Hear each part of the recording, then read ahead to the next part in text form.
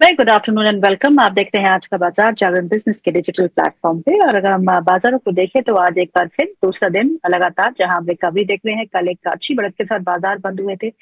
आज फ्लैट खुले, लेकिन उसके बाद एक अच्छा रुझान, उसके बाद नीचे भी आए थे, लेकिन एक अच्छी रिकवरी देखने को मिल रही है। इस समय 106 अंक की मजबूती के साथ निफ्टी कामकाज करते हुए, सेंसेक्स में करीबन 300 अंकों की मजबूती देखने को मिल रही है। और बैंक निफ्टी वहीं का कहीं कोशिश में लगा हुआ है कि कहीं ना कहीं बाजार को सहारा तो दे, लेकिन दे नहीं पा रहा। पर फिर भी 54,000 के लेवल के ऊपर इस समय बैंक निफ्टी कामकाज करते हुए। और अगर हम मिड कैप स्पेस को देखें तो वो आधा फीसदी की मजबूती है, यानी कि निफ्टी मिड कैप इंडेक्स भी हरे निशान में कामकाज करते हुए अच्छी खासी रिकवरी जो है बाजार में बनी हुई है। और निफ्टी एक बार फिर 24,700 के ऊपर कंफर्टेबली आज सुबह से ट्रेड करते हुए। बाजार की दिशा किस ओर जा सकती है, कौन से ऐसे मेजर इवेंट्स है जिन पे आपको ध्यान रखना चाहिए, इस पे हम चर्चा करेंगे। दो खास मेहमान हमारे साथ जुड़ चुके हैं, mister Avinash Puraskar, is director research at Profit Mart securities, and mister Pradeep Haldar, CEO at PhD capital. आप दोनों का बहुत बहुत स्वागत है कार्यक्रम में। My first question goes to Avinash sir. Avinash sir, markets को थोड़ा बहुत सहारा मिला जीडीपी के बहुत अच्छे नंबर से, जो जिसने सबको सरप्राइज किया। और उसके बाद जो हमारे प्रधानमंत्री की बैठक, रशिया के प्रेसिडेंट और फिर चीन के आला ऑफिशियल से हुई, जिनपिंग से, president of prime minister of sorry China के दिग्गज ऑफिशियल से। तो उसके बाद एक अच्छा सहारा हमको मिला। जीएसटी काउंसिल की बैठक कल शुरू हो रही है, 2 दिन की बैठक है। वहां से क्या निकल के आता है, अब सबकी नजरें इस बैठक पे लगी हुई है। बाजार अपने आप को संभालने की पूरी पूरी कोशिश कर रहे हैं और निफ्टी 24,700 के ऊपर के लेवल्स पे कामकाज करते हुए। अब यहाँ से कहाँ, क्या आपको लगता है कि जो एक रिकवरी है वो सस्टेनेबल है? और अगर जीएसटी में अच्छे बदलाव किए जाते हैं और अनएक्सपेक्टेड लाइंस रहते हैं, स्लैब्स, तो यहाँ से एक अच्छा रुझान बाजारों को देखने में मिले। गीतू जी, मुझे लगता है कि बाजार में क्या है ना कि डाउन साइड पे अभी मार्केट ने 24,500 का एक सपोर्ट बनाया है। और मुझे लगता है कि जितना नेगेटिविटी टैरिफ से हुआ है, वो मेरे ख्याल से देखिए, अभी तो सभी को पता है कि 50% टैरिफ लागू हो चुका है। जी। नंबर्स में ये नुकसान या जो कंपनीज का जो हेडविंड है, उसको आपको शायद ये देखना पड़ेगा कि जो सेकंड क्वार्टर रहेगा, मेरे ख्याल से जुलाई टू सितंबर, इसमें तो कोई बड़ा इम्पैक्ट आएगा नहीं। बट जो थर्ड क्वार्टर रहेगा, वहां पे थोड़ी सी दिक्कत है, स्पेसिफिकली जेम्स एंड ज्वेलरी, उसके बाद मेरे ख्याल से टेक्सटाइल्स, इसके लिए थोड़ी बहुत दिक्कत रहेगी। लेकिन on the other hand government भी कोशिश कर रही है। अभी आज ही मैं पढ़ रहा था कि गवर्नमेंट ने टेक्सटाइल सेक्टर के लिए काफी रियायतें अनाउंस कर दी है। तो कहीं जी। ना कहीं मार्केट में कोई पैनिक सेल ऑफ नहीं आएगा। लेकिन जो सबसे बड़ा डिसअपॉइंटमेंट गीतू जी अभी सबने देखा है, वो अर्निंग्स ग्रोथ को लेके। पहले करेक्ट। उम्मीद थी कि 18-19% का ग्रोथ आएगा, अभी मुश्किल से 10-12% है। तो मार्केट एक छोटे दायरे में रहेगा। मेरे ख्याल से ये मौका ऐसा है कि जहां पे आपको डोमेस्टिक थीम्स पे फोकस करना चाहिए, जैसे सीमेंट हो गया, कैपिटल गुड्स हो गया, होटल हो गया, हॉस्पिटैलिटी हो गया, और स्टॉक स्पेसिफिक रवैया रखिए।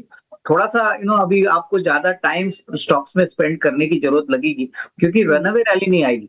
बट एक बात तो क्लियर है कि ये निवेश का एक अच्छा मौका बन सकता है, क्योंकि कहीं ना कहीं हमको लगता है कि नवंबर या दिसंबर तक अगर ट्रम्प साहब अपना मूड बदलेंगे, तो 50 बेसिस पॉइंट 50% का जो टैरिफ है, वो अगर 25 होता है या 15 होता है, तो वो मार्केट के लिए एक री रेटिंग का ट्रिगर बनेगा। तब तक मेरे ख्याल से I think it is better that आप स्टॉक स्पेसिफिक काम करिए। इंडेक्स मेरे ख्याल से 25,000 तक जाएगा, उसके बाद वापस बिकवाली आएगी, और कहीं ना कहीं अभी कंसोलिडेशन आपको देखने को मिलेगा। बिल्कुल सही कहा आपने। कहीं अगर टैरिफ में रैशनलाइजेशन हो जाती है तो वो एक पॉजिटिव ट्रिगर बाजारों के लिए हो सकता है, लेकिन अभी तक ऐसा कुछ नहीं लग रहा। क्योंकि ट्रम्प साहब ने कल भी एक बयान जो है वो एक्स पे दिया था कि वो इंडिया से काफी खफा है, और खफा तो अभी थोड़ी देर और भी रहेंगे। Pradeep, thank you so much for joining in. Nifty 24,700 के एक बार फिर पार है। बैंक निफ्टी बिल्कुल सहारा देने की कोशिश में है, लेकिन नहीं दे रहा। तो निफ्टी और बैंक निफ्टी, इसमें क्या करना है? First of all good noon आपको, मैम अविनाश सर को एंड सारे व्यूवर्स को। एंड देखिए, निफ्टी अभी 24,730 के आसपास चल रहा है। जैसे कि ऑलरेडी अविनाश जी ने एक्सप्लेन किया कि मार्केट कंसोलिडेशन पे है ऑलरेडी, तो मेरा भी सेम व्यू है। निफ्टी का आप देखेंगे रिसेंट जो सपोर्ट है ऑलमोस्ट 24,350 से लेके 24,300 के आसपास है। जब भी आ रहा है निफ्टी बार बार बाउंस बैक देखने को मिल रहा है। लास्ट 3 महीने से एक ट्रेंड हमने देखा है कि निफ्टी 25,000 के ऊपर सस्टेन नहीं हो रहा है। फिलहाल 2-3 दिन सस्टेन हो रहा है, लेकिन उसके बाद फिर से एक सेलिंग प्रेशर देखने को मिल रहा है और फिर से नीचे आ रहा है। सो अकॉर्डिंग दैट 24,350 से लेके 25,000 ये जो रेंज है, ये रेंज के अंदर निफ्टी फंसा हुआ है, और मुझे लगता है कि इस बार भी अगर 25,000 के आसपास आता है तो वहां से सेलिंग प्रेशर पॉसिबल है। अगर 25,000 इसके ऊपर एक दो हफ्ता बना रहता है, टिके रहते हैं, 25,000 को होल्ड कर पाता है, तब जाके जो नेक्स्ट ऑल टाइम हाई है वो हमको एक बार देखने को मिल भी सकता है। लेकिन वो इमीडिएट लेवल पे मुझे नहीं लग रहा है, मुझे लगता है कि it will take time, at least तो हमें नेक्स्ट 1 से 1.5 महीना वेट करना पड़ेगा, क्योंकि इमीडिएट लेवल पे अभी तो पॉसिबल नहीं लग रहा है। बैंक निफ्टी का बहुत ही एक अच्छा सपोर्ट था 54,900, वो ब्रेक हो गया था, और जैसे ही ब्रेक हुआ हमने देखा कि 53,500 53,400 के आसपास एक सपोर्ट लेके बैंक निफ्टी अभी 54,000 के आसपास ही ट्रेड हो रहा है। तो 54,000 को आज होल्ड कर पा रहा है। इमीडिएट लेवल पे एक सपोर्ट है 53,500। तो बैंक निफ्टी का एक लेवल है 54,900 के ऊपर अगर चला जाता है बैंक निफ्टी, तो फिर से एक बार हमें मोमेंटम आते हुए दिखेंगे पीएसयू एंड जो प्राइवेट सेक्टर बैंक है। फिलहाल निफ्टी बैंक निफ्टी दोनों में मेरा व्यू ना ही पॉजिटिव ना ही नेगेटिव, न्यूट्रल व्यू है, और we need to respect the price actions. Last 2-3 महीना हो गया मार्केट ना ही ऊपर जाने के लिए रेडी हो रहा है, ना ही नीचे आने के लिए रेडी हो रहा है। सो ये जो रेंज मैंने बताया, इस रेंज के अंदर ही मुझे लगता है कि नेक्स्ट मार्केट रहने वाला है। अगर कुछ भी तरफ रेंज को ब्रेक करके सस्टेन होता है तो उसमें हम एक बार आगे रिव्यू करेंगे। जी मैम।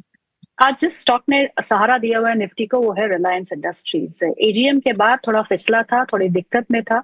आईपीओ, जियो के आईपीओ की अनाउंसमेंट कंपनी कर चुकी है कि पहली 6 माही यानी कि फर्स्ट हाफ ऑफ 2026 में आईपीओ ला सकते हैं। अभी तक ऐसे कोई कॉन्क्रीट बात नहीं की है, पर हाँ एआई को लेके काफी इनिशिएटिव्स, न्यू एनर्जी को लेके काफी इनिशिएटिव्स की अनाउंसमेंट हुई। बाजार ने पहले तो नीजक रिएक्शन दिया और स्टॉक तो फ्राइडे को नीचे बंद हुआ था, कल ऊपर नीचे ही करा था, लेकिन आज एक अच्छे मोमेंटम में है। आज मॉर्गन स्टैनली की एक रिपोर्ट भी आई है जो कहती है कि एआई और न्यू एनर्जी जो है वो इसके की ग्रोथ ड्राइवर्स है, आगे आने वाले समय में बन सकते हैं। तो इसके चलते हुए स्टॉक में आज करीबन 1.5% का इजाफा देखने को मिल रहा है रिलायंस के स्टॉक में, और ये आज निफ्टी को अच्छे से सहारा देते हुए। Avinash sir, Reliance industries post AGM आपकी राय क्या है? नहीं, ये तो आई थिंक मुझे लगता है कि नंबर्स तो डेफिनेटली इन लाइन थे, लेकिन जो एजीएम की कमेंट्री आई है, जैसे आपने कहा कि जियो का पब्लिक इशू आना बहुत बड़ी बात है। ये शायद बहुत बड़ा आईपीओ रहेगा इंडिया की हिस्ट्री में, और लोग काफी इंतजार करेंगे, क्योंकि इंडिपेंडेंटली ये कंपनी लिस्ट होगी तो बहुत सारे निवेशक, इंस्टीट्यूशनल, रिटेल इसमें इन्वेस्ट करना चाहेंगे, और बहुत समय से ये एक्सपेक्टेड था। बट सबसे बड़ी बात, डेटा सेंटर में भी इन्होंने अभी कहा है कि जामनगर में वो बड़ा सा डेटा सेंटर डालने वाले, जो बहुत ही बड़ा होगा एंटायर एशिया में। तो कहीं ना कहीं देखिए टेक्नोलॉजी को लेके रिलायंस अभी इन्वेस्टमेंट कर रहा है, और जब भी रिलायंस कोई बड़ा इन्वेस्टमेंट करता है तभी डेफिनेटली वो ऐसी कैपेसिटी खड़ा करता है कि सामने वाला कॉम्पिटिटर आगे सोचने की बात नहीं करेगा। तो कहीं ना कहीं देखिए आज जो मूवमेंट मार्केट में आया, आपने सही कहा कि रिलायंस के मूवमेंट से ही इंडेक्स बढ़ा है। तो ये अच्छी बात है, क्योंकि एजीएम के बाद तो शेयर इतना चला नहीं था, लेकिन आज अपने आया है। तो मेरे ख्याल से I think people are anticipating कि अभी स्लोली कोई ना कोई न्यूज फ्लोज जियो टेलीकॉम के ऊपर, या उनके जो न्यू इन्वेस्टमेंट्स या न्यू जो टेक्नोलॉजी के ऊपर जो वो करेंगे, तो उससे शेयर में थोड़ा पॉजिटिव रुझान आएगा।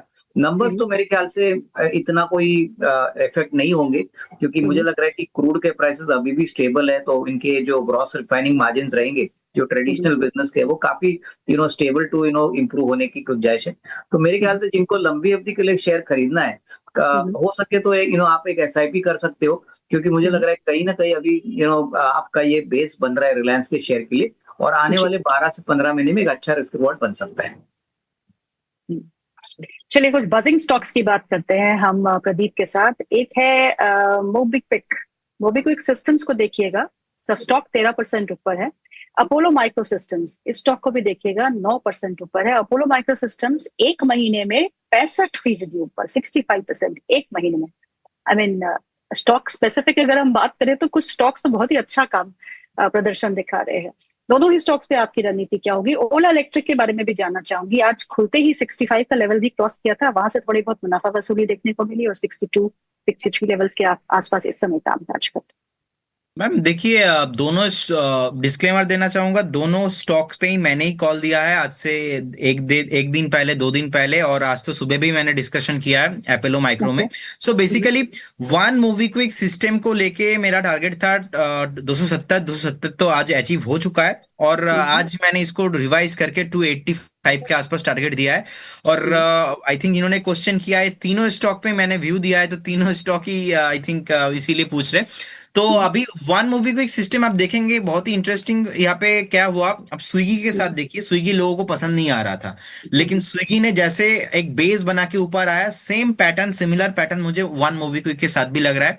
सिमिलर पैटर्न ऐसा ओला के साथ भी हुआ। ओला भी बहुत सारे लोगों को पसंद नहीं आ रहा था, इनफैक्ट ओला बहुत नीचे आया था। इनफैक्ट मैं लास्ट 6 महीना 8 महीने से ओला को लेके नेगेटिव ही था। मैंने 80 से सेल कॉल भी दिया था, और ऐसा भी मैंने कमेंट किया था कि नहीं रखना है। और हमने देखा कि 40 के आसपास आ गया था, तो 41 से लेके 45 के आसपास अच्छे से बेस बनाया। अभी ओला बेसिकली 62 63 के आसपास चल रहा है, लगातार 2 से 3 दिन स्टॉक चल चुका है। तो मुझे लगता है कि यहाँ पे एक हेल्दी प्रॉफिट बुकिंग आना चाहिए, जो कि 56 55 तक तो डेफिनेटली पॉसिबल है।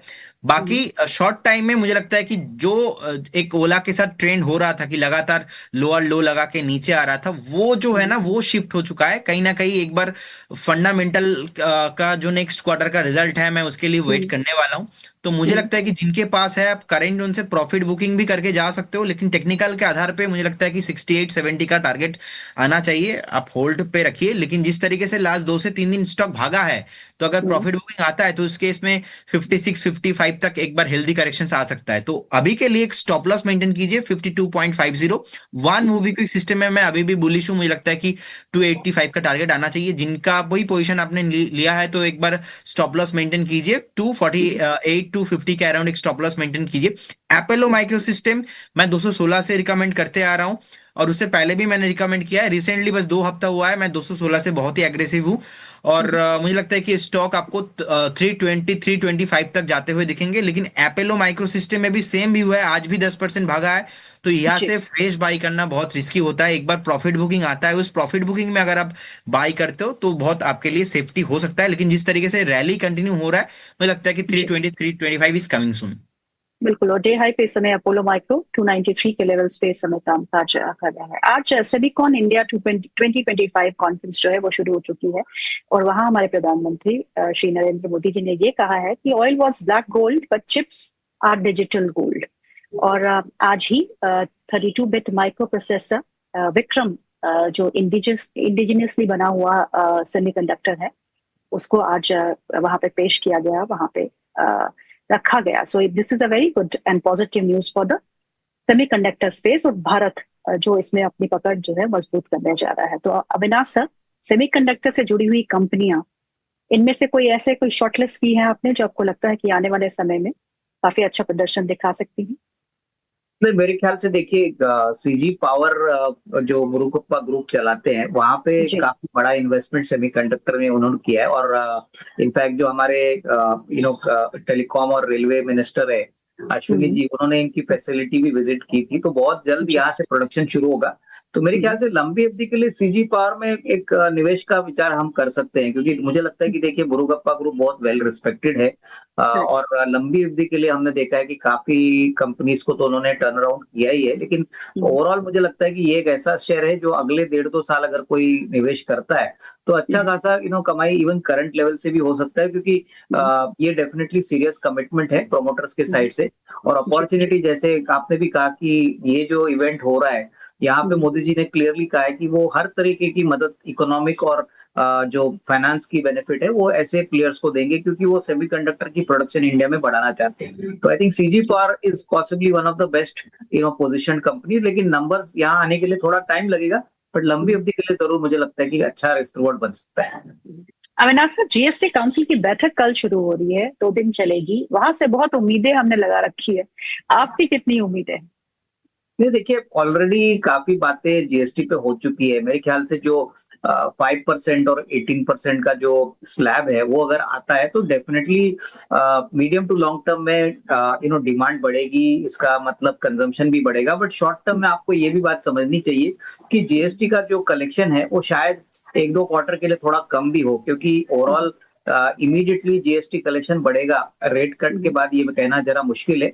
और दूसरी बात मैं ये भी कहूंगा कि जो नेसेसिटी वाले प्रोडक्ट्स है, जहां पे 5% जीएसटी होगा, ऐसा हमको मानना नहीं चाहिए कि लोग अपना जो मंथली बजट है या खाने पीने की चीजें वो ज्यादा कंज्यूम करेंगे। तो कहीं ना कहीं आपको longer term point of view से ही ये जीएसटी कट देखने, मुझे लगता है कि कम से कम 6-8 महीने के बाद ही आपको ओवरऑल वॉल्यूम पुश और इनका बेनिफिट देखने को मिलेगा। प्रदीप, शुगर स्टॉक्स को देखिएगा, आज रेणुका, धामपुर, अवध, बलरामपुर चीनी में काफी अच्छा एक रैली देखने को मिल रही है। और रैली इस वजह से है क्योंकि कल सुप्रीम कोर्ट ने ये कहा कि ऐसे कोई रेस्ट्रिक्शंस 20% एथेनॉल ब्लेंडिंग पे नहीं है। उन्होंने अपहेल्ड किया है the roll out of 20% ethanol blended petrol, और इससे जो है आज शुगर कंपनीज में काफी अच्छा इजाफा देखने को मिल रहा है। हालांकि एथेनॉल प्राइसिंग एक बड़ा मुद्दा है क्योंकि एथेनॉल शुगर कंपनीज की प्रोडक्शन तो काफी अच्छी रही है, पर एथेनॉल प्राइसिंग नहीं बढ़ रही है and they want something concrete to come out on ethanol pricing. तो ऐसे में कोई शुगर कंपनी जो आपके रडार पे है, जो आपको लगता है कि अच्छी है?